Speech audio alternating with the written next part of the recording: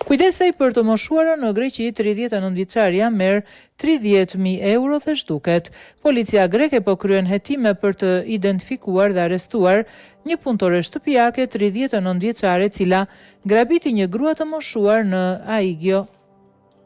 Sipas një padije të ngritur nga fëmijët e gruas 90 vjeçare, për të cilën kujdesej punëtoria shtëpiake, u zbulua se ajo kishte tërhequr pjesërisht shumën prej 30.000 eurosh nga